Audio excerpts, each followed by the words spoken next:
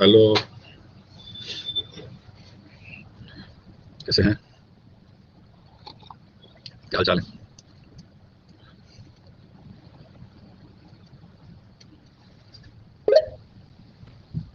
Hello. प्रणाम sir. नमस्ते, बताइए। सर 4H+ और 2H+ में सर अभी भी कंफ्यूजन है। क्या? सर जो लास्ट ईयर करेक्शन हुआ था ना सर, 2-3 जगह हुआ था। उसमें सर एक बायोलॉजिकल क्लासिफिकेशन में भी वायरस का नाम बेसन ने किया था। हाँ। आपने सर बायोलॉजिकल क्लासिफिकेशन पढ़ाया था ना, तो सर आपने अपने मॉड्यूल में हमको बताया था कि बेसन ने क्या आंसर करना है। तो सर यहाँ पे 4H+ मानोगे या 2H+ मानोगे? क्या मानोगे? इलेक्ट्रॉन ट्रांसफर सिस्टम से मतलब 4 दो एच प्लस। 2H+ माने। और सर वो जो एनसीईआरटी का डायग्राम है ना, उसमें कॉम्प्लेक्स फर्स्ट से 2 हाइड्रोजन और कॉम्प्लेक्स थर्ड से 4 हाइड्रोजन ही निकलेगी क्या? अरे भाई, दो ही निकलते हैं यार, वो टोटल कितने लिखा हुआ है? 2 लिखो, 4 लिखो, 10 लिखना है टोटल। कोई फर्क नहीं पड़ेगा 2 लिखने से या 4 लिखने से, टोटल लिखने चाहिए। हाँ, ओके, थैंक यू। चलिए। आज जो क्लास है ना अपनी, इसमें इकोसिस्टम लिखा हुआ रहा होगा ना? इकोसिस्टम लिखा हुआ रहा होगा, तो इकोसिस्टम तो हम लेंगे पहले। वो इस एक मिनट मैं रिफ्रेश कर लेता हूँ। हाँ, अरे इकोसिस्टम नहीं होगा इसमें। क्या है, आज एक तो पहले तो रेस्पिरेशन का जो बचा हुआ पार्ट है ना, वो हम लेंगे। ठीक है, सेल रेस्पिरेशन का जो पार्ट बचा हुआ है पहले वो लेंगे। ठीक है, और फिर उसके बाद जो अपना इकोलॉजी चल रहा है, कंपटीशन जैसे मैंने पढ़वाया था, तो उसको आगे कंटिन्यू करेंगे। समझिए ना, इकोसिस्टम भी खास हो जाएगा। वो क्या है कि उन्होंने वो ऐड करवाई थी क्लास, उन्होंने लिख दिया ऐसे। ठीक है, तो क्लियर है, कंफ्यूज ना हो। और ये मैंने कह भी दिया था बच्चों को, सबको क्लास में, कि आप लोग आप शायद प्लस वाले हैं तो उनको ये क्लास दिख नहीं रही होगी। ठीक है, कल तो ये सूचना है, एक तो टेस्ट है प्लस वालों का, और एक्चुअल वालों का 28 मई को 2 बजे से 5:20। फिजिक्स का syllabus rotational motion alternating current of SHM chemistry physics nitrogen derivative compound polymer biomolecule chemistry nuclear life S लोग हाइड्रोजन बॉटनी में इकोसिस्टम बायोलॉजिस्टिक और प्लांट किंगडम और जूलॉजी में डाइजेस्टिव सिस्टम एक्सक्रीटरी सिस्टम। जो अच्छी वालों का है उनका भी जो है 20 तारीख को है, 28 तारीख को है, 2 बजे से 5 बजे। फिजिक्स में rotational motion alternating current of SHM modern physics electrostatic chemistry में फुल फिजिकल केमिस्ट्री हाइड्रोकार्बन ग्लो कंप्लीट चैप्टर बॉटनी में cell respiration microsystem welfare enhancement of production और जूलॉजी में डाइजेस्टिव सिस्टम एक्सक्रीटरी सिस्टम। और ये आज के डाउट मुझे तो आप जानते ही हैं, एक साथ 3 सवाल पूछे, तो अपने पेपर लैंग्वेज में सवाल पूछे और सॉल्यूशन का रिक्वेस्ट है। वाइकन वाले अपने मेंटर से स्लॉट बुक कर लें साथ ही। बेसिक मैथ का कोर्स आप रिप्रोडक्शन एनिमल पढ़ाओगे हम लोगों को। एनिमल को लिखता है ह्यूमन रिप्रोडक्शन।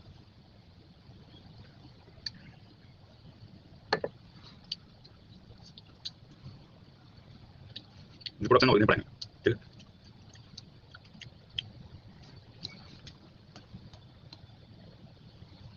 बच्चा सेल रेस्पिरेशन आप नहीं पढ़ोगे। हाँ, अभी यही पढ़ने वाले हैं, बच्चा सेल रेस्पिरेशन नहीं पढ़ने वाले।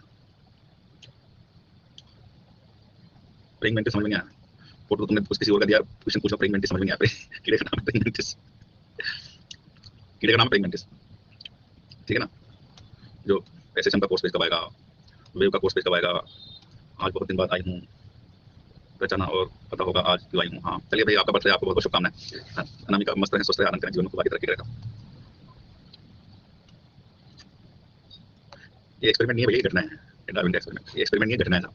ठीक है ना, इसको इसका भी जिक्र करेंगे साहब। डार्विन ने क्या किया, वहाँ बकरियां छोड़ दिया। डार्विन केवल पे साइलेंट पे गया, उसने मजा करके बकरियां चरा और बकरियां चराने की वजह से जो है वो अबंडन टोटल एक्सटिंक्ट हो गया साहब। डार्विन ये कर रहा था, बकरियां चरा रहा था वहाँ केवल पे जाके। मैथ का कोर्स पेज कब आएगा साहब? ये लोग किसी के प्रेइंग मेंटिस समझ में नहीं आ रहा था ना। ये देखो प्रेइंग मेंटिस ये रहा, ये देखो उल्टा लटका हुआ है। ये प्रेइंग मेंटिस भी हरा भी होता है, भूरा भी होता है, दोनों तरह के होते हैं प्रेइंग मेंटिस। ठीक है, ये देखिए अभी प्रेइंग मेंटिस है, ओरिजिनल भाई ने फोटो खींच के भेज दिया करता। उल्टा क्यों लटका? चलो जिंदगी में उल्टा भी लटकना पड़ता है भाई साहब। ठीक है, आ जाओ कुछ हासिल करने के लिए। चलो हाँ, सर चॉइस। चलो अब शुरू करते हैं। पहले तो रेस्पिरेशन का जो पार्ट बचा हुआ है उसको शुरू करते हैं। ठीक है, आ जाओ। तो रेस्पिरेशन का जो पार्ट बचा हुआ है, मुझे लगता है इन बच्चों को वो चीज मैंने बताई जो खास करके एनसीओ वाले बैठे हुए हैं। ठीक है, आ जाइए इधर, आ जाओ। तो रेस्पिरेशन का जो पार्ट बचा हुआ है, मुझे लगता है इन बच्चों को वो चीज मैंने बताई जो खास करके एनसीओ वाले बैठे हुए हैं। ठीक है, आ जाइए इधर। तो मैंने लास्ट में आपसे सवाल पूछा था सबसे, अब प्लीज इधर आइए। मैं पूरा पढ़ा है रेस्पिरेशन, एक आध चीज हमने लेक्चर दे दी होगी। ठीक है ना, जानबूझ करके, ताकि तो कर लो यहाँ। आ जाओ, आ जाओ। तो मैंने आपसे सवाल पूछा था कि पूरे एरोबिक रेस्पिरेशन ऑप्शन क्या काम है। हाँ नानी, क्या नाम है इसका? यामिनी। मेरे से पूछ रहे हो तो हो गया, ठीक है ना, किसी और से पूछ रहे हो तो बात अलग है। ठीक है ना, क्या काम है ऑक्सीजन, लास्ट इलेक्ट्रॉन एक्सेप्टर। फिर मैंने आपसे सवाल पूछा था कि why the Krebs cycle aerobic respiration. अच्छा फिर ठीक, नहीं कल तुम कह रहे थे ना 35 गुण मिल रहे हैं, हो सकता है उस 35 गुण वाले से पूछ रहे हो। ठीक है, चलो आ जाओ। तो मुझे बताइए, मेरा सवाल ये था। हाँ कर लो, तुम भी कर लो। ठीक, तो सवाल ये था, कि why the Krebs cycle aerobic process. अब इधर आ जाओ। Why the Krebs cycle aerobic process, what is the role of oxygen in the Krebs cycle, what is the role of. अरे चुपचाप बैठी पढ़ लो भाई, तुम बैठ के पढ़ लो चुपचाप, थोड़ी देर रुक जाओ, फिर इकोलॉजी चलेगी। ठीक है ना, अरे क्रेब साइकिल की पूछ रहा हूं मैं आपसे, last electron hydrogen acceptor last. अरे क्रेब साइकिल की पूछ रहा हूं भाई साहब। क्रेब साइकिल में ऑक्सीजन क्या काम आती है? क्रेब साइकिल में क्या ऑक्सीजन कुछ काम आती है? नहीं आती ना, तो फिर क्रेब्स साइकिल को एरोबिक प्रोसेस क्यों कहते हैं? मैंने बताया आपको कि पायरुवेट जो फ्यूचर को डिसाइड करती है कौन ऑक्सीजन, लेकिन काम नहीं आती। किसी स्टेप में काम आई तो बताओ, लिंक रिएक्शन में क्रेब्स साइकिल किसी स्टेप में ऑक्सीजन काम आई तो बताओ, नहीं आया ना, नहीं आया ना। तो why Krebs cycle aerobic process? तो पहले मैं सवाल का जवाब दे दूं आपको, why Krebs cycle aerobic process? Because the presence of oxygen required for the functional activation of enzymes of Krebs cycle. Krebs cycle के एंजाइम के फंक्शनल एक्टिवेशन के लिए ऑक्सीजन की उपस्थिति आवश्यक है। ऑक्सीजन होगी तो वो एंजाइम काम करेंगे, नहीं करेंगे। समझ में? नाम भी बताता हूं आपको, जैसे लिंक रिएक्शन का enzyme pyruvate dehydrogenase complex, citrate synthase, आगे सक्सिनिक डिहाइड्रोजनेज, अल्फा कीटोकोटेट डिहाइड्रोजनेज, आगे सक्सिनिक डिहाइड्रोजनेज, अल्फा कीटोकोटेट डिहाइड्रोजनेज। ठीक, तो अगर ऑक्सीजन नहीं होगी ना तो ये एंजाइम काम नहीं करेगा। और मैंने आपसे कहा इस पायरुवेट का फ्यूचर कौन डिसाइड करता है? इस पायरुवेट का फ्यूचर डिसाइड करता है ऑक्सीजन। अगर ऑक्सीजन होगी तो आगे जाएंगे, कभी एंजाइम काम नहीं करेगा कंप्लीट ऑक्सीडेशन के लिए क्रेब्स साइकिल में, और नहीं होगी तो फिर इनकम्प्लीट ऑक्सीडेशन आएगा। ठीक, पहली चीज तो ठीक है। अब दूसरी बात ये, आखिर पूरे एरोबिक रेस्पिरेशन ऑक्सीजन काम तो ये है ना, लास्ट इलेक्ट्रॉन हाइड्रोजन एक्सेप्टर, और कोई तो काम है नहीं। तो फिर आपने इसको एरोबिक प्रोसेस क्यों कहा? एरोबिक प्रोसेस की कहा शायद कि साहब ऑक्सीजन जो है वो लास्ट इलेक्ट्रॉन हाइड्रोजन एक्सेप्टर का काम करती है। बोलो यस। इसका मतलब रेस्पिरेशन एरोबिक होगा कि एनारोबिक होगा कि फर्मेंटेशन होगा, ये कौन डिसाइड करेगा? रेस्पिरेशन एरोबिक होगा कि एनारोबिक होगा कि फर्मेंटेशन होगा, ये कौन डिसाइड करेगा? Oxygen in last electron hydrogen acceptor, ये कौन डिसाइड करेगा? Last electron hydrogen acceptor. अब मैं आपको वो बात बता रहा हूं जो आपको कहीं नहीं मिलेगी, ठीक है ना? और ये है असली difference aerobic respiration anaerobic respiration fermentation में। आओ जरा इधर ध्यान दीजिए साहब, पूरा भेजा यहाँ चाहिए 2 मिनट में, कुछ लिख देता हूं।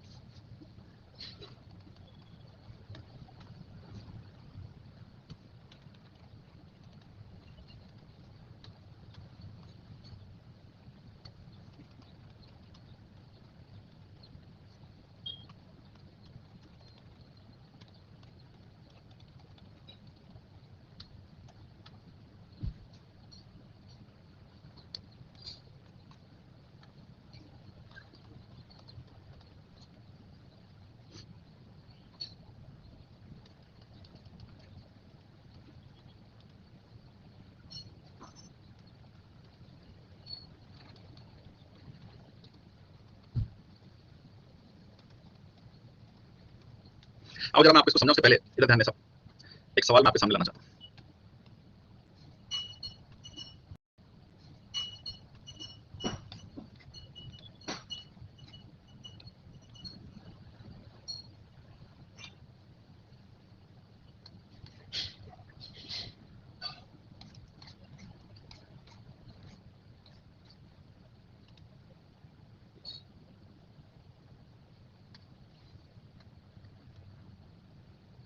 क्वेश्चन नंबर 10,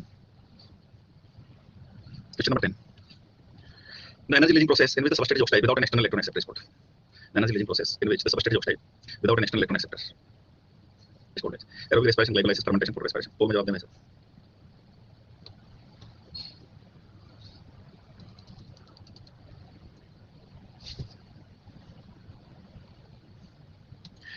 ये क्वेश्चन 2008 में आया था, तो इसके बाद फिर से क्वेश्चन दोबारा आया 2010 में। The energy releasing metabolic process in which the substrate is oxidized without an external electron acceptor, glycolysis, fermentation, aerobic respiration, question वही दोबारा आया क्वेश्चन। ठीक,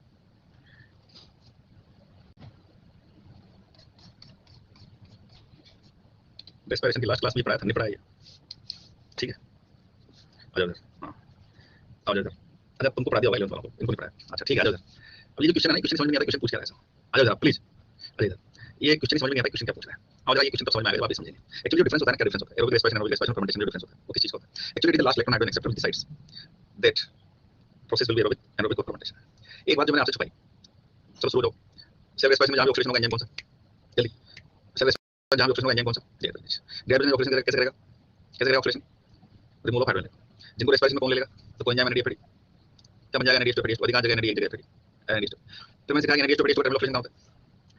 माइटोकॉन्ड्रिया में। और माइटोकॉन्ड्रिया में जाकर जब ऑक्सीडाइज होगा तो उसका लास्ट इलेक्ट्रॉन हाइड्रोजन कौन लेगा? ऑक्सीजन।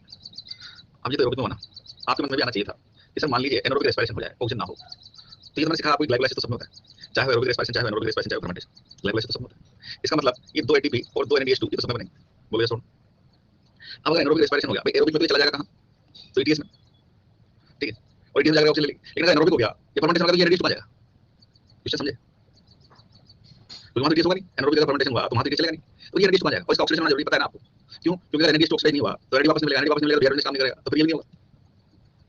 बोलिए सुन, तो फिर एनारोबिक रेस्पिरेशन में, फर्मेंटेशन में ये एनएडीएच2 कहां जाता है? कहां जाकर ऑक्सीडाइज होता है? किसको रिड्यूस करता है? आओ जरा, मेरी बात समझ आई ना? मेरी बात समझ आई? अब देखिए, actually it is the last electron hydrogen acceptor which decides that process will be aerobic, anaerobic और fermentation. Aerobic respiration last electron hydrogen acceptor कौन? तो आपने बोल दिया साहब ऑक्सीजन। मुझे बताइए ऑक्सीजन जो लास्ट इलेक्ट्रॉन हाइड्रोजन एक्सेप्टर काम कर रही है, ये ऑर्गेनिक है या इनऑर्गेनिक है? इनऑर्गेनिक है, मॉलिक्यूलर है। ऑर्गेनिज्म इस ऑक्सीजन को क्रिएट करता है, उसको बाहर से लेना पड़ता है, बाहर से लेना पड़ता है। Actually last electron hydrogen acceptor is external, क्योंकि इनऑर्गेनिक है और इनऑर्गेनिक तो बाहर से लेना पड़ेगा, external to organic compound, that is inorganic compound. और वह भी क्या,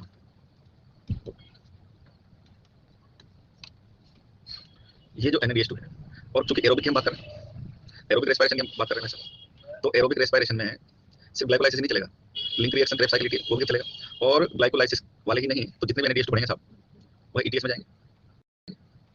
हाइड्रोजन इलेक्ट्रॉन कौन लेगा लास्ट में, ऑक्सीजन, NaDH2 पे, ठीक है, और ये बन गया वापस NAD, चला गया जहां से आया था। और जब हाइड्रोजन इलेक्ट्रॉन को ऑक्सीजन ने लिया तो क्या बना भाई साहब, तो बन गया था पानी। तो what is the last electron hydrogen accepted during aerobic respiration, और what is aerobic respiration, the complete oxidation where the last electron hydrogen accepted oxygen, समझ गया? No, anaerobic respiration. तो एनरोबिक रेस्पिरेशन में लास्ट इलेक्ट्रॉन हाइड्रोजन एक्सेप्टेड कौन, तो पहली बात external, that is inorganic compound but other than oxygen,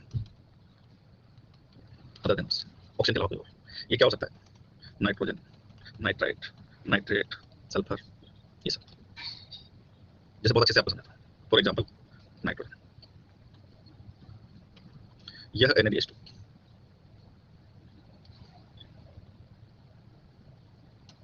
nitrogen को reduce करेगा, नाइट्रोजन को रिड्यूस करेगा तो ये तो बन गया वापस NAD, और जब नाइट्रोजन से हाइड्रोजन इलेक्ट्रॉन जुड़ेंगे तो क्या बनेगा।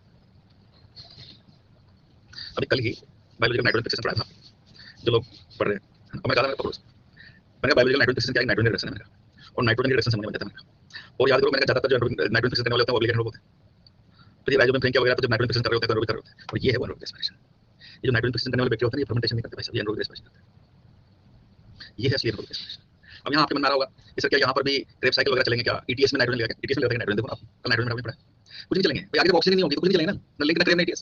तो ये जो NaDH2 है डायरेक्टली इसको हाइड्रोजन इलेक्ट्रॉन देगा, इसको रिड्यूस करेगा किसी इनऑर्गेनिक कंपाउंड को, but other than oxygen, in nitrifying bacteria वगैरह ये सब एनरोबिक रेस्पिरेशन करते हैं, और इसको कहते हैं एनरोबिक रेस्पिरेशन। ये गायब हो गया किताबों से, पता है, किताबों से ये चीज गायब हो चुकी है, ये प्रश्न आ जाता है, इसलिए बताओ एक्चुअल में जो डिफरेंस है ना एरोबिक एनरोबिक फर्मेंटेशन को, यही फर्मेंटेशन कुछ और चीज है, एनरोबिक रेस्पिरेशन कुछ और चीज है, लेकिन हो क्या रहा है भाई साहब आजकल, वो ये रहा है कि एरोबिक रेस्पिरेशन गायब हो गया और फर्मेंटेशन को ही एनरोबिक बोला जाए। चलिए ये है असली एनरोबिक रेस्पिरेशन,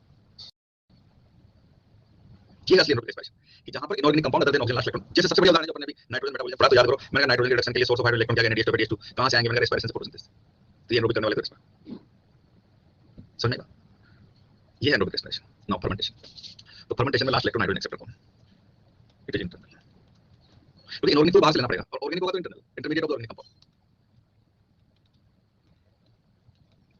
देखिए ऑर्गेनिक कंपाउंड जो क्या हो सकता है, इट में भी पाइरुवेट, इट में भी एस्टल्डिहाइड, और भी जो जैसे वो क्या होता है ब्यूटारिक एसिड फर्मेंटेशन होता है तो उसमें जो इंटरमीडिएट बनते हैं वो सब, ठीक। जैसे अगर हम बात करें अल्कोहलिक फर्मेंटेशन की, तो ये जो NaDH2 है ये पता है किसको रिड्यूस करता है, ये रिड्यूस करता है सब एस्टल्डिहाइड, और एस्टल्डिहाइड को रिड्यूस किया ये तो बन गया NAD, और एल्डिहाइड रिडक्शन से क्या बन गया alcohol. Last electron hydrogen acceptor कौन, कोई organic compound, this is the fermentation. अब समझें अंतर आप एनरोबिक रेस्पिरेशन में फर्मेंटेशन में क्या अंतर है, ये अंतर है भाई साहब एनरोबिक रेस्पिरेशन में फर्मेंटेशन। एनरोबिक रेस्पिरेशन में लास्ट इलेक्ट्रॉन हाइड्रोजन एक्सेप्टर कोई इनऑर्गेनिक कंपाउंड होता है अदर देन ऑक्सीजन, फर्मेंटेशन में कोई ऑर्गेनिक कंपाउंड होता है। जैसे लैक्टिक एसिड फर्मेंटेशन की बात करूं तो लैक्टिक एसिड फर्मेंटेशन में पता है ये NaDH2 रहता है, ये पाइरुवेट को रिड्यूस करता है, इसलिए लैक्टिक एसिड हो जाता है, समझ में बात, पाइरुवेट को रिड्यूस करेगा ऑर्गेनिक कंपाउंड, क्लियर है। ये होता है असलियत में एनरोबिक रेस्पिरेशन और फर्मेंटेशन में डिफरेंस। अब वो कह रहा है भाई साहब किताबों में ये तो गायब हो गया, इसको तो गायब कर दिया, फर्मेंटेशन को एनरोबिक बोला जा रहा है, फर्मेंटेशन को एनरोबिक बोला जा रहा है। अब अगर मैं ये ना बात बताऊं, हम आता हूं क्वेश्चन पर वापस, अब अगर आपको बात समझ में आएगा, अब क्वेश्चन भी अब समझ में आएगा, जब इतनी जानता समझना उसके बाद समझ में आएगा question, the energy releasing process in which the substrate is oxidized without an external electron acceptor, without an external electron, भाई ये जो हाइड्रोजन इलेक्ट्रॉन NaDH2 के पास आया था ऑर्गेनिक कंपाउंड ऑक्सीडेशन से, तो उसको लेने वाला इलेक्ट्रॉन एक्सेप्टर एक्सटर्नल ना हो इंटरनल हो, तो आंसर क्या है,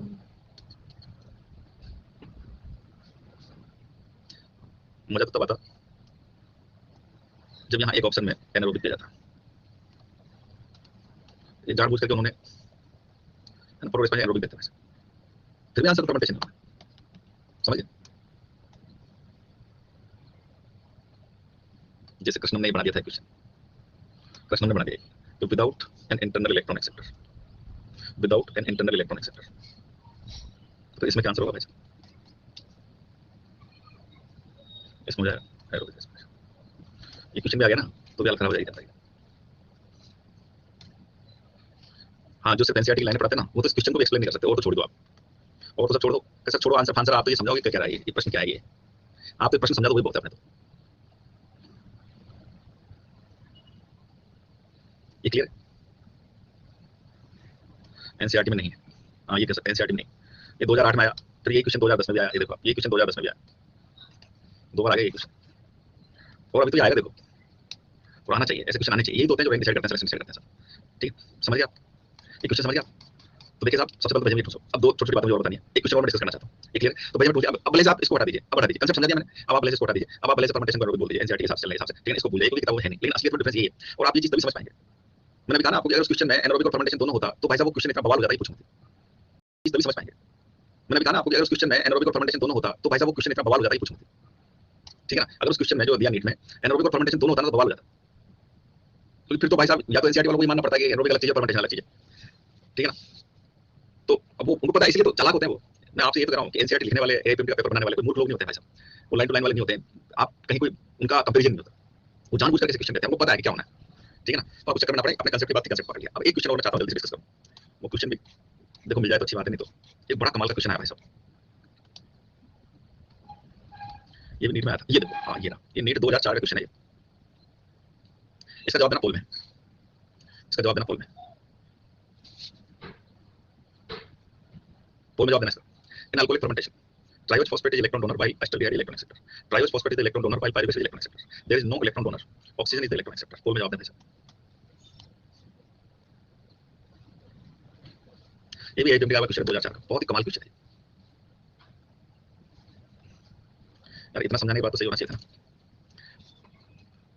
अब और छोड़ो आप, और कुछ नहीं, तो ये दोनों तो बाहर निकाल देंगे ना, ये पूजा फर्मेंटेशन, अभी जो कंसेप्ट सिखाया लास्ट इलेक्ट्रॉन हाइड्रोजन एक्सेप्टर वाला, तो भाई पहली बात तो है कि कोई ना कोई लास्ट इलेक्ट्रॉन हाइड्रोजन एक्सेप्टर होगा, इसमें नो इलेक्ट्रॉन डोनर ये हो नहीं सकता, ऑक्सीजन इलेक्ट्रॉन एक्सेप्टर ये नहीं हो सकता। अब बचे ये दो, तो आप कॉमन सेंस लगाओ, अल्कोहलिक फर्मेंटेशन की बात कर, और भी कुछ ना बताओ, मान लो आपको ये भी नहीं पता, ये तो चलो मैंने समझा दिया अभी आपको, ये तो मैंने समझा दिया आपको, इतना तो कॉमन सेंस लगा सकते हो। Triose phosphate electron donor while acetaldehyde electron acceptor, acetaldehyde electron acceptor यानी एसिटाल्डिहाइड इलेक्ट्रॉन ले रहा है, एसिटाल्डिहाइड क्या हो रहा है, रिडक्शन, और एल्डिहाइड रिडक्शन होता है अल्कोहल बनता है ना? और वैसे तो भी मैंने मतलब ये तो लोग बाग ये है कि ध्यान नहीं दे रहे, क्लास में 50% लोग जवाब से आया है, लोग ध्यान नहीं दे रहे जो पढ़ा रहा हूं उस पर, है ना, उनका भेजा यहाँ नहीं है, ठीक है। पायरुवेट भी हो सकता था अगर फर्मेंटेशन की डेफिनेशन पर जाए, तो फर्मेंटेशन में लास्ट इलेक्ट्रॉन एक्सेप्टर इंटरनल होता है, ऑर्गेनिक होता है, तो एसिटाल्डिहाइड ऑर्गेनिक है, पायरुवेट भी ऑर्गेनिक, लेकिन ये बात किसी कर रहा है अल्कोहलिक फर्मेंटेशन, और यहाँ अल्कोहलिक फर्मेंटेशन के बजाय लैक्टिक एसिड फर्मेंटेशन होता तो फिर आंसर भी हो जाता। अब इसमें सबसे महत्वपूर्ण चीज समझने की, इसमें सबसे महत्वपूर्ण चीज समझने की वो क्या है, इन दोनों में लिखा हुआ है tries phosphate electron donor, who is this tries phosphate जो इलेक्ट्रॉन डोनर है, who is this tries phosphate? अरे भूटो NADH2 ट्राइज, ATP ट्राइज, अरे भूटो, इसलिए कहता हूं भाई साहब कि हम बायोलॉजी वाले जो होते हैं ना, इतने भोंट होते हैं ना, इतने इमोशनली फूल होते हैं ना, हम, मैं बताऊं आपको, इस क्वेश्चन को आप किसी मैथ्स वाले बच्चे को दे दो, जेईई की तैयारी कर रहा है ना, उसको दे दो, क्योंकि बायोमोलिक्यूल तो समझ आता है, मैं बता रहा हूं आपको, एक झटके में इसका आंसर दे रहा हूं, क्योंकि लॉजिक लगाता है, और हम लोग क्या है, लॉजिक नहीं लगाते, एक झटके में दे रहा, आप किसी मैथ्स वाले को देना, जिसके मैथ्स केमिस्ट्री हो, यार ये क्वेश्चन है, जरा देखना इसमें क्या आंसर हो, अगर वो थोड़ा लॉजिक लगाता है ना, लगाएगा वो कहेगा इसका आंसर पहला है, ठीक, बताओ जरा ये ट्राइज फॉस्फेट क्या है? और आप बायोलॉजी वाले एक तो लॉजिक मैंने बता दिया आपको, जो मैथ्स वाला लगाएगा कि इसका आंसर तो पहले होगा, क्योंकि एसिटाल्डिहाइड इलेक्ट्रॉन एक्सेप्टर लिखा हुआ है, तो कहेगा एल्डिहाइड रिडक्शन से अल्कोहल बनता है, इसलिए।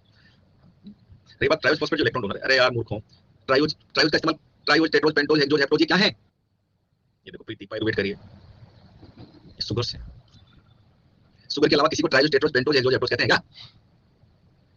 एटीपी कोई कहता है, एटीपी कोई कहता है NADH2, एक करिए पायरुविक एसिड वो प्रीति। अब ट्राइज मतलब 3 कार्बन वाली शुगर, और 3 कार्बन वाली दो ही तो शुगर है, इसलिए कहता हूं कॉमन सेंस साथ लेके चला करो, या तो पीछे या DHA। Tries phosphate electron donor, तो 3 कार्बन वाली शुगर जिसने इलेक्ट्रॉन दिया मतलब जिसका ऑक्सीडेशन हुआ, तो भाई साहब फर्मेंटेशन में ग्लाइकोलाइसिस तो होगा ना, ये जो एसिटाल्डिहाइड इलेक्ट्रॉन हाइड्रोजन लिए थे NADH2 ने जो दिए थे, तो NADH2 के पास कहां से आए थे, किसके ऑक्सीडेशन से आए थे, किसके ऑक्सीडेशन से आए थे?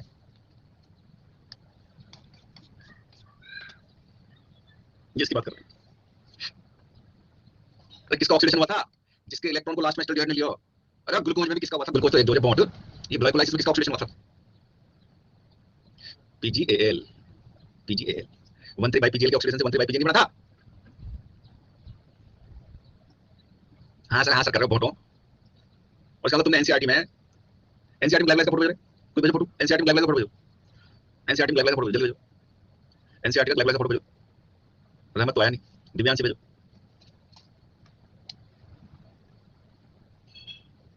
हाँ शिवानी, अब दिख रही है वो ग्रीन बॉक्स? हाँ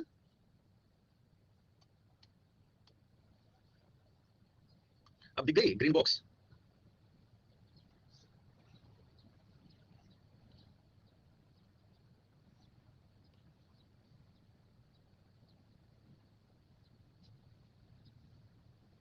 triode phosphate is electron donor. अरे तो कॉमन सेंस भी तो लगाएगा, हैं? कॉमन सेंस नहीं लगाएगा ट्रायोड। और ये तो गनीमत है, इस फोटो पे तो उन्होंने नाम लिख दिया है, पुराने वाले में तो नाम भी नहीं लिखे हुए थे। ये जो भैया ना इसमें नाम भी लिख दिए उन्होंने, पुराने वाले में नाम भी लिखे हुए थे। और ये कोई कठिन नहीं है। प्रॉब्लम क्या है? प्रॉब्लम ये है कि अपना लॉजिक नहीं होता, दिमाग इस्तेमाल नहीं करता। सबसे बड़ी प्रॉब्लम ये है तुम्हारी। मतलब एक मिनट के लिए कोई क्वेश्चन समझ नहीं आया ना, सुनो मेरी बात, ये मैं तुमको इतनी बार कहा है कि जो जब मैं कहता हूं ना कि दिमाग का खिड़की दरवाजा खोल के रखा करो, और जब आपको कोई क्वेश्चन समझ में नहीं आए तो जिनको मैं A for apple, B for book कहता हूं, जिनको मैं ब्रह्मास्त्र कहता हूं, तो उन ब्रह्मास्त्रों का इस्तेमाल किया करो। और उसका इस्तेमाल करने के पहले शब्द को तोड़ो मरोड़ो। जैसे आपने ये क्वेश्चन देखा, अब जब ये क्वेश्चन देखा तो आपको नहीं पल्ले पड़ा था, तो शब्द को तोड़ो मरोड़ो यार, ट्रायोज ट्रायोज करो तो दिमाग में आएगा ना, ट्रायोज टेट्रोज बेंटोज एक्सोज। अब अगर आप ये भी कॉमन सेंस यूज नहीं कर सकते तो भाई साहब कुछ नहीं हो सकता। अगर आप ये भी कॉमन सेंस यूज नहीं कर सकते तो भाई साहब कुछ नहीं हो सकता। Triose phosphate electron donor, acetaldehyde electron acceptor in alcoholic fermentation. और वही अगर मैं लैक्टिक एसिड फर्मेंटेशन कहूं तो वही triose phosphate electron donor, pyruvate acid electron acceptor. मुझे कभी-कभी मैं इसलिए गुस्सा आ जाता है, फिर मुझे ये बोलना भी पड़ता है कि यार कौन समझाएगा तुमको ऐसे, बोटनी कौन समझाएगा तुमको ऐसे। मतलब तुम सोच के तो देखो भाई साहब, सारी जिंदगी याद करोगे मेरे को। एक मास्टर मिला था जो जिसने यार हमारा दिमाग का खिड़की दरवाजा नहीं खोला, हमको सीखना सिखाया, पढ़ना सिखाया, जो चीजों को ऐसे सिखाता था, मतलब लॉजिकली सिखाता था। मैं सच बता रहा हूं आपको, आपकी जिंदगी में ऐसा कोई टीचर नहीं मिला होगा आपको जो आपके दिमाग को इस तरीके से मथे और आपके दिमाग को उपयोग करने की क्षमताओं को जागृत करे। सब आपको यही सिखाते हैं, रट लो रट लो रट लो रट लो, दिमाग मतलब। कभी जीवन में आपको ऐसा नहीं मिला होगा, बायोलॉजी में मास्टर खास करके। तो यार प्लीज उसका उस एसेंस को पकड़िए आप, और नहीं मिलेगा ये बता दूं, ठीक है? तो प्लीज इस चीज को पकड़िए। बड़ा अच्छा क्वेश्चन था ये भी। हाँ अजय इधर, ये तो समझ गया मैं। जल्दी से मैं एक वो फर्मेंटेशन वाला जो पैराग्राफ है वो एक लाइन दे दो जरा, काव्य भेज दे भाई। वो फर्मेंटेशन और एनारोबिक रेस्पिरेशन में डिफरेंस लिखा हुआ है, पेज नंबर बताता हूं, उसको बताता हूं, फिर खत्म करते हैं इसको, और फिर कंपटीशन पर आते हैं। पेज नंबर 235, 3 पॉइंट लिखे now latest compare fermentation and anaerobic respiration, page number 235, page number 235।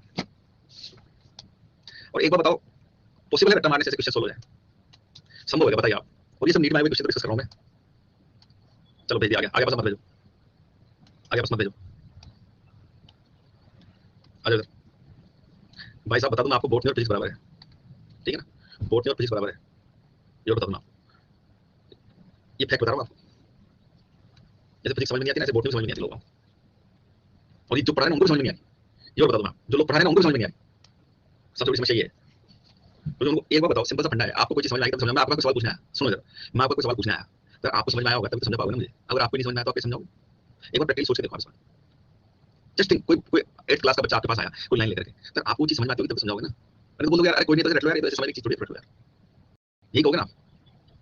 मेरे को मैथ्स नहीं आती, अब आप मेरे से कहोगे साहब वो डी बटा डी बराबर आर समझाओ, मैं कैसे समझाऊंगा भाई? झूठ बोलो भैया, मेरे को नहीं आता। अब आपको समझाओ, मैं कैसे समझाऊंगा भाई साहब? मैं तो ये बोलूंगा रट्टा मार लो यार, मैं बोलता ही रट्टा मार लो भाई। हाँ उसके कैसे है इक्वेशन? मैं तो मर जाऊं तो ना समझा पाऊंगा उसको, समझ रहे बात को? तो मैं क्या बोलता हूँ, रट लो। तो सेम थिंग अप्लाई होती है जब आपसे कोई कह रहा है ना बायोलॉजी में कि रट लो, इसका मतलब ये है कि उसको समझ में नहीं आएगा। ठीक है? मैंने तो नहीं कहा कभी एग्जांपल्स के अलावा और मैथमेटिकल इक्वेशन के अलावा कि रट लो, मैंने तो नहीं कहा कभी। बताओ कभी कहा हो तो बता दो। मैंने हमेशा एक बात बोली, हाँ एग्जांपल है यार, ये तो थोड़ा याद रखना पड़ेगा। मैथमेटिकल इक्वेशन है, ये याद रखनी पड़ेगी। बाकी कहीं भी ऊपर से लेकर नीचे तक मैंने कोई भी चैप्टर, एनाटॉमी, मॉर्फोलॉजी, जिसको आप कहते हो प्लांट किंगडम, बायोलॉजी बोला कभी नहीं? आ जाओ इधर, आ जाओ इधर। ये 3 लाइनों का मतलब समझा दो मैं इधर, जल्दी जल्दी आ जाओ इधर। फर्मेंटेशन एनारोबिक रेस्पिरेशन को कंपेयर कर रहा है, तो भाई साहब यहाँ फर्मेंटेशन का मतलब आप वो इसको कई जगह से एनारोबिक लिखा हुआ है, तो फर्मेंटेशन एनारोबिक एक ही बात, ठीक है ना? यहाँ तो वही चल रहा है, ठीक है? आ जाओ। ये तो समझ में आ गया होगा, पार्शियल ब्रेकडाउन होता है, ठीक है? एरोबिक में कंप्लीट ब्रेकडाउन, इनऑर्गेनिक CO2H2O में, जबकि यहाँ पार्शियल ब्रेकडाउन ऑफ ग्लूकोज, ठीक है? दूसरा, in fermentation there is an of only 2 molecule of ATP. तो ये जो कह रहा है कि only 2 molecule of ATP, 2 molecule of ATP कौन से? हाँ सबस्ट्रेट लेवल फास्फोराइलेशन, ये जो ग्लाइकोलाइसिस में समझ गए? अब एक बार बताओ, वो जो लोग कहते हैं कि साहब ग्लाइकोलाइसिस में कितने एटीपी बनते हैं, डायरेक्ट 4 जिनके कोचिंग में लिखा हुआ है साहब, अब बताइए कि पागल है? ये बोल देते 4 एटीपी मिलते हैं, क्योंकि उनके हिसाब से 4 है तो 4 बोल समझ लेना बात को। मैंने बोला था कि पूछा था सवाल ग्लाइकोलाइसिस में डायरेक्ट एटीपी कितने बनते हैं, लिखा हुआ है उनके 4 बनते हैं, देखो।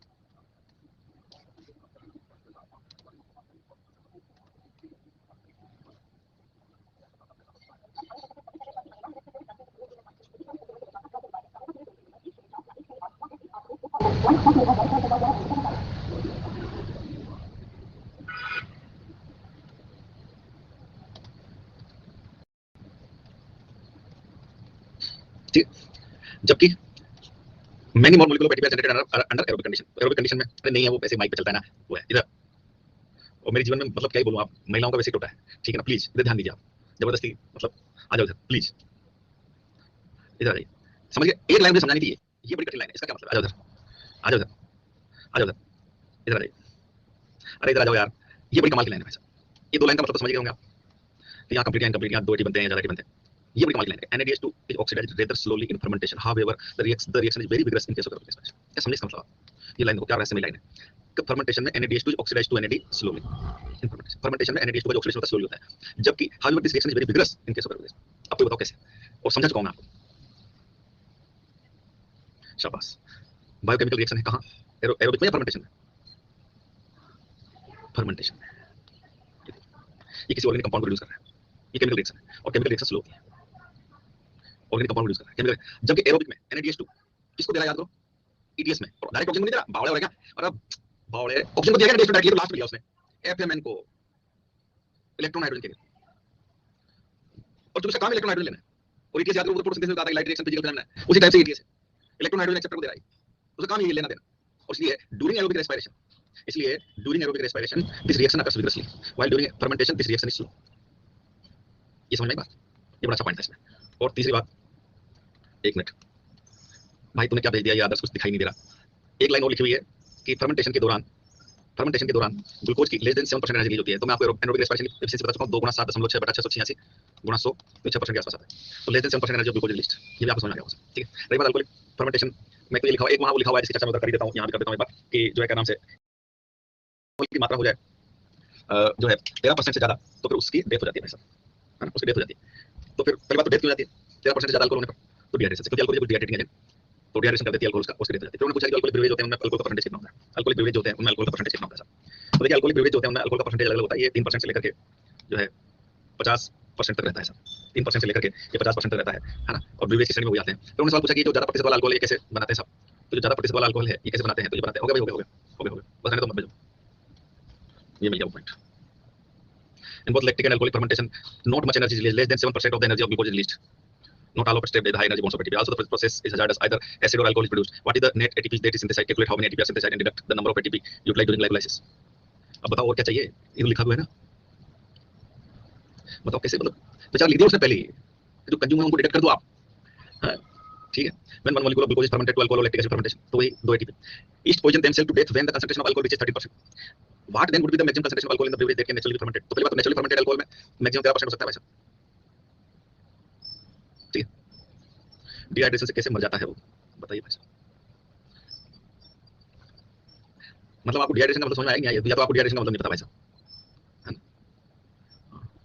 डिहाइड्रेशन तो तेरा हो जाएगा तो तेरी नहीं बढ़ सकती भाई, ठीक है ना। हाँ, कई बार ज्यादा रुपये नहीं मिलते लोगों को, ज्यादा रुपये क्यों मिलता है, वो पानी नहीं मिलता तो डिहाइड्रेशन हो जाता है, इसलिए बढ़ जाता है, ठीक है। तो how do you think alcohol beverage of alcohol content greater than this concentration is obtained? 13% हो सकता है नेचुरली प्रोड्यूस, तो फिर वो मैंने बताया आपको डिस्टिलेशन, है ना, डिस्टिलेशन। हाँ, इसलिए अल्कोहल में जो है पानी मिला करके पिया जाता है, ठीक है, पानी कमी नहीं होनी चाहिए भाई साहब, ठीक है। अल्कोहल गुड डिहाइड्रेटिंग एजेंट, और ये तो अल्कोहलिक बेवरेज में 40-45% तक रहता है भाई साहब, 100% वाला अल्कोहल आता है, उसमें उंगली डालते हैं ना, उंगली सूख जाती है, उसमें परमानेंट स्लाइड बनाते हैं, कॉलेज में परमानेंट स्लाइड बनाते हैं, तो इस्तेमाल होता है, ऐसे उंगली सूख जाती है भाई साहब, ठीक है ना, सूख जाती है भाई साहब, ठीक है ना। आप समझ गए, अल्कोहल में जब दारू पानी पानी मिलाते हैं ना, तो इसलिए पानी मिलाते हैं, इसके समझ में आ गई बात कि जो है अच्छा नहीं तो डिहाइड्रेशन हो जाएगा। चलो, रही बात फर्मेंटेशन से क्या क्या मिल रहा है, सब अपने बात कर लिया है, जो माइक्रोब्स वाले चैप्टर में ज्यादा बात करते हैं। और ये होता है आरक्यू, ये जल्दी समझ लो, respiratory quotient. RQ is the released CO2 बटा कंज्यूम्ड ड्यूरिंग द रेस्पिरेशन। इसका मेजरमेंट किया जाता है गैनोन्स रेस्पिरोमीटर। एक यंत्र होता है जिसमें रेस्पिरेटरी सबस्ट्रेट रखा जाता है, और उसमें रेस्पिरेटरी सबस्ट्रेट को रखने के बाद जो है CO2 O2 से उसमें Hg का लेवल चेंज होता है। मैं आपको फोटो दिखाता हूं पहले गैनोन्स रेस्पिरोमीटर का, ये है वो यंत्र, यहाँ रेस्पिरेटरी सबस्ट्रेट रखा जाता है। आपको कार्बोहाइड्रेट का आर्ग्यूमेंट करना है तो इसमें क्या करते हैं, गेहूं को भिगो कर रख देते हैं या चावल को भिगो करके पहले एक दो दिन भिगो लिया फिर भिगो कर रख देते हैं सब, ठीक है। अगर आपको फैट लेना है तो मूंगफली के दाने भिगो करके एक दिन पहले भिगो दिए फिर भिगो करके यहाँ रख दिया। अगर आपको प्रोटीन लेना है तो कोई भी चना मटर 2 दिन पहले भिगो कर रख दिया फिर उसको रख देते हैं, ठीक है ना। ये भिगो के रखते हैं, ये भिगो करके रखते हैं। हाँ, हाइड्रोलाइसिस, शाबाश, हाइड्रोलाइसिस है ना। डाइजेशन सब में होना हो, हाइड्रोलाइसिस सब में होता है क्योंकि सेल रेस्पिरेशन में काम आता है प्रोडक्ट ऑफ हाइड्रोलाइसिस। अगली बात, और इसलिए पहले भिगो कर सूखे चने रख दोगे, सूखे गेहूं रखे रखो, कुछ नहीं ऐसे सूखे गेहूं रख दिए इसमें। अब आप साल भर तक जिसे घर में रख रहे हैं, ठीक है ना। गेहूं का डब्बा थोड़ी सा समझिए, तो उनको भिगो कर रख दिया जाता है। इसमें क्या होता है, ये चीज होता है पारा, तो इस पारा का लेवल या तो बढ़ता है या घटता है, या तो बढ़ता है घटता है। अब ये बढ़ता है घटता है इसको समझने के लिए आर क्यू जो है ना, आर क्यू जो है ना, आर क्यू डिपेंड करता है only and only and only and only respiratory system, respiratory और किसी चीज पर डिपेंड करता है, लाइट टेम्परेचर। और भाई साहब कुछ गोबर छाप सवाल है जो लोग दे रहे हैं, मिल जाएंगे आपको कहीं, कंसेप्ट क्लियर है नहीं। केम प्लांट का रात में आर क्यू क्या होगा, सोचो आप, केम प्लांट है, केम प्लांट लगाएंगे इसमें ऐसे। भूखी सेल का आर क्यू क्या होगा, भूखी सेल का आर क्यू क्या होगा, भूखी सेल भूखी, पहले तो आप सेल को पहचान लोगे, भूखी प्यासी है, प्यासी हूं मैं, भूखी हूं मैं, ऐसे बोलती होगी सेल। अच्छा तो प्यासी भूखी है, ला तेरा आर क्यू मैं रखता हूं, फिर सोच दोगे आप। भाई साहब गोबर ध्यान, इससे बड़ा भोटपना हो नहीं सकता भाई साहब। दिए हुए सवाल, एक भूखी सेल का आर क्यू क्या होता है भाई साहब। एक सवाल ऐसे, एक्टिवली फोटोसिंथेसाइजिंग सेल का आर क्यू क्या होता है, मतलब यहां रख दोगे आप इस यंत्र में है तो वो फोटोसिंथेसिस करने लगेगा। और एक तो प्रकाश के लेवल पर मैच्योरिंग फैटी एसिड का आर क्यू कैसा, maturing fatty acid, just think, maturing fatty acid. Fatty acid ले लो भाई, मूंगफली का दाना ले लो भाई साहब, मूंगफली का दाना तो मूंगफली के प्लांट पे ही मैच्योर हो सकता है ना, जस्ट थिंक, मूंगफली का दाना तो मूंगफली के प्लांट पर ही मैच्योर हो सकता है ना। जो अगर आपने दाने को रेस्पिरेटर में लग दिया वो मैच्योर नहीं हो सकता। मतलब कितना इलॉजिकल चीजें चल रही है, कितना इलॉजिकल चीजें चल रही है, मुझे दुख होता है। और मैं इसलिए कहता हूं बार-बार आप इस गोबर से बाहर निकलिए, आप इस गोबर से बाहर निकलिए, सच बता रहा हूं मैं। कभी आज दिन तक नीट में ऐसा क्वेश्चन नहीं आया, और क्वेश्चन आया तो क्या है नीट में, वाटिका है, रिलीज CO2 बेटा कंज्यूम, या फिर कार्बोहाइड्रेट का क्या एक फिक्स है। क्योंकि जब आप इसमें इस यंत्र में रेस्पिरेटरी सिस्टम कार्बोहाइड्रेट लोगे ना, लंदन में लगा लो, पाकिस्तान में लगा लो, और अंटार्कटिका में लगा लो, हिंदुस्तान में लगा लो, एक है। फिर प्रोटीन का लेजन बनी आएगा, मैंने कहा ना आपसे, लेजन फिक्स है, फिक्स है वैल्यू, इसलिए याद कर लो। 0.7 तो प्रोटीन का है और 0.79 उसका ट्राइपाल्मिटिन का दिया हुआ, फैटी एसिड का ये दिया हुआ ना, 0.79 ट्राइपाल्मिटिन का दिया हुआ और 0.7 प्रोटीन का दिया हुआ, फिक्स है, फिक्स है। 0.9 प्रोटीन, 0.9 प्रोटीन और 0.7 ट्राइपाल्मिटिन, ओके हाँ, 0.7 ट्राइपाल्मिटिन का जो एक फैटी एसिड है और 0.9 जो है वो प्रोटीन का, ठीक, ये प्रोटीन और कार्बोहाइड्रेट का एक। भाई साहब इसके अलावा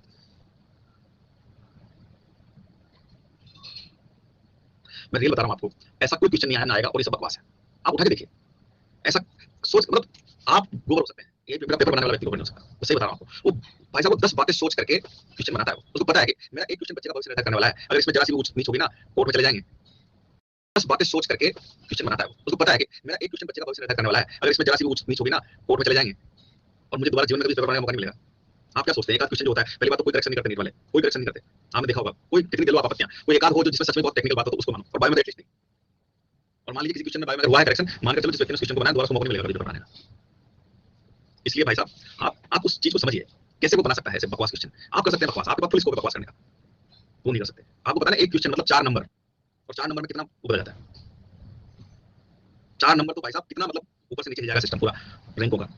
इसलिए ऐसा नहीं होता है, इसलिए आप मानकर चलिए कि ऐसे फालतू के सवाल नहीं आते, ऐसे छोड़ दिया करो, आप नेगलेक्ट किया करो इनको, ठीक है ना। रही बात इसमें क्या होता है, जो मैंने कहा आपको रेस्पिरेटरी सबस्टेट पर डिपेंड करता है, और रेस्पिरेटरी सबस्टेट पर इस पर डिपेंड करता है तो कार्बन ऑक्सीजन रेशो।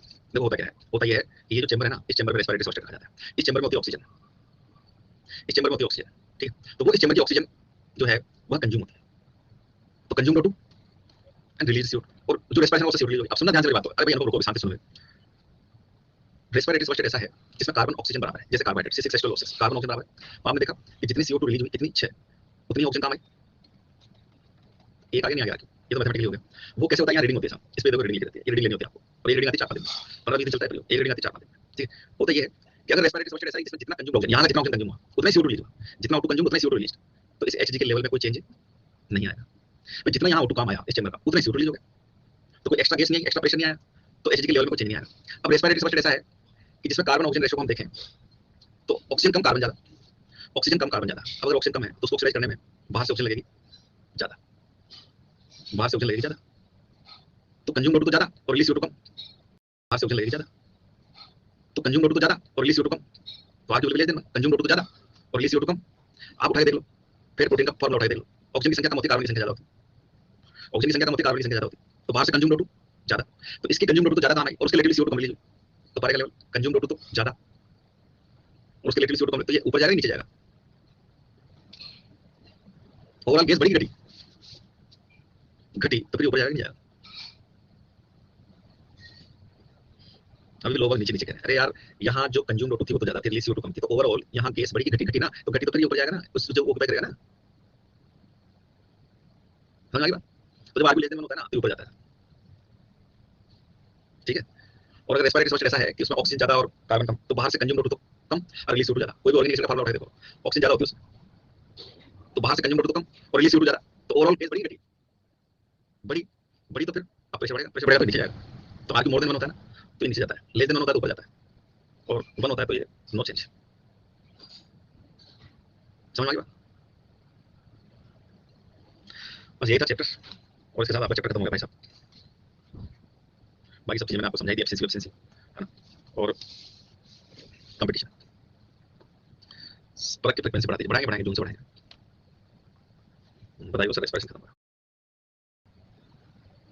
एग्जाम्पल नहीं, इकोलॉजी 20 मिनट का समय हमारे पास, 20 मिनट का समय। मॉर्फोलॉजी बिना एनाटॉमी पढ़े समझ में आ जाएगी, क्यों नहीं आएगी, एनाटॉमी का मॉर्फोलॉजी का संबंध है, ठीक है। एग्जाम्पल, चलो एग्जाम्पल कर लेते हैं, एग्जाम्पल कर लेते हैं, ठीक है। सब कर लो, उसमें क्या है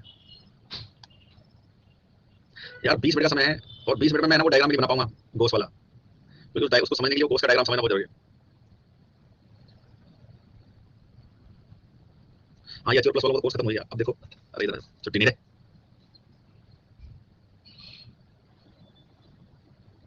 हाँ सर, माइक्रो से पढ़ाते हो गया, पढ़ाएंगे ना, सबका तो बढ़ा दिया कोर्स। एग्जाम्पल लेते हैं, एग्जाम्पल लेते हैं,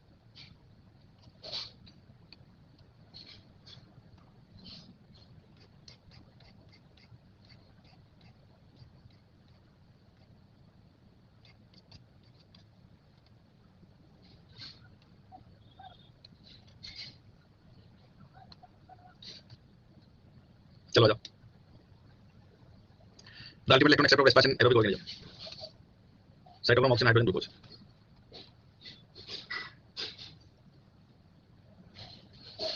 कुछ नॉन ऑब्जेक्टिव क्वेश्चन मैं करना चाहता हूं जल्दी से। चलिए साहब, 83% लोगों का जवाब सही आ रहा है, ultimate electron acceptor respiration is oxygen. Phosphorylation of glucose during glycolysis catalysed by phosphoglucomutase, phosphoglyceride hexokinase, फास्फोराइलेज।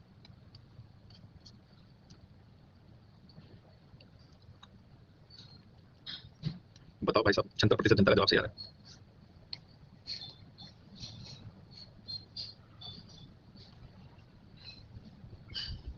भाई साहब,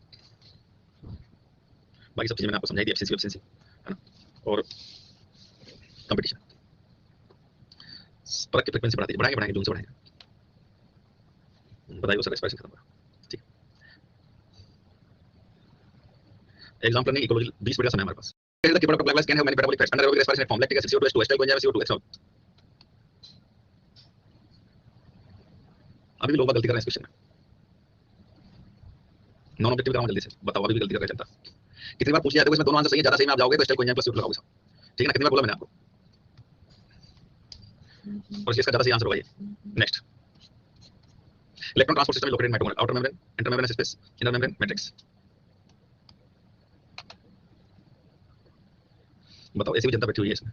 17% जो वोट है, 18% जो कह रहे हैं कि इंटर मेम्ब्रेनस स्पेस में केस पाया जाता है, ये कौन है ये लोग, दुष्ट नहीं के पापी राक्षस। हां, intermembrane. Next, highest rate of respiration किसमें देखने को मिलती है, growing shoot of germinating seed root tip leaf बड।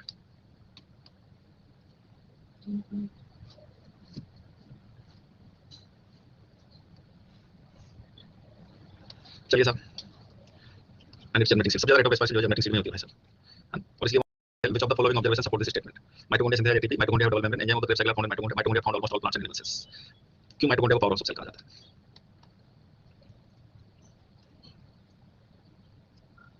कौन है ये 15% लोग, समझ में नहीं आ रहा मुझे, इतनी बार जो है इनको करवा दिया ये सब, एटीपी सिंथेसाइज करता है। Next, and product of oxidative phosphorylation, oxidative phosphorylation का एंड प्रोडक्ट क्या होगा, NADH toxin ADP ATP plus water.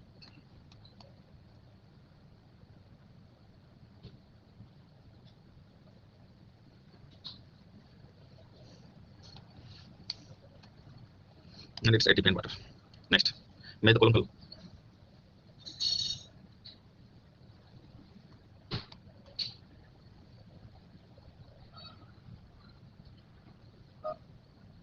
मुझे भी कर दिया यार 64% लोगों का जवाब सीधा हद होगी भाई साहब एक ऑप्शन से पता चला था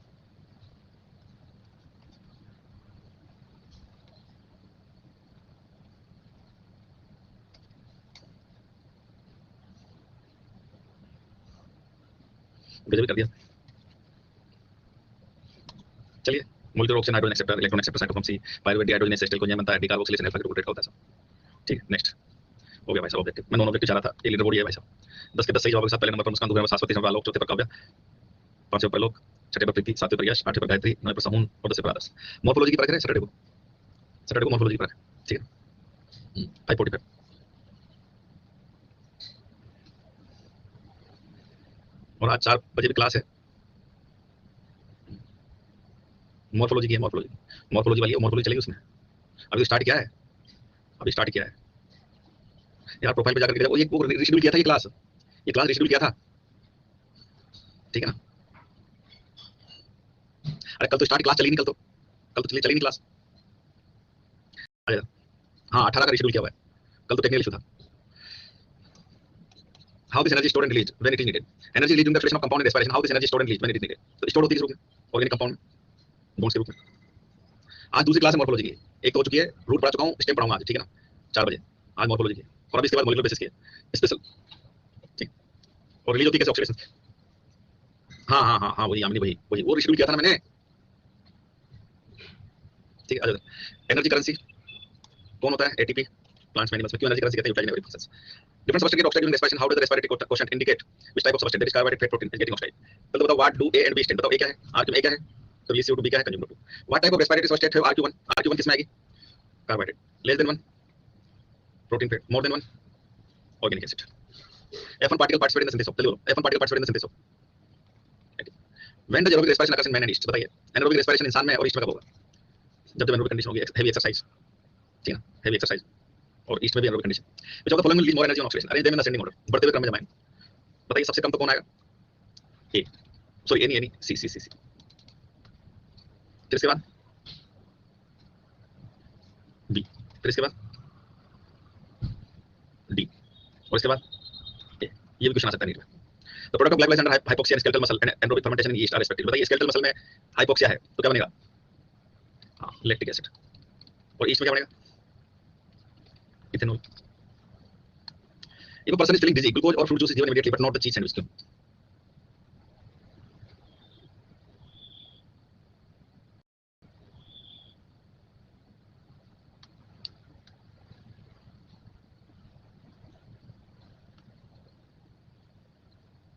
ओ भाई सही बोला CDBA होगा CDBA होगा हां CDBA ग्लूकोज 3A ठीक है अच्छा बताओ भाई साहब ये पर्सन को डिजी फील कर रहा है तो फ्रूट जूस देते हैं ना कि चीज सैंडविच क्यों भाई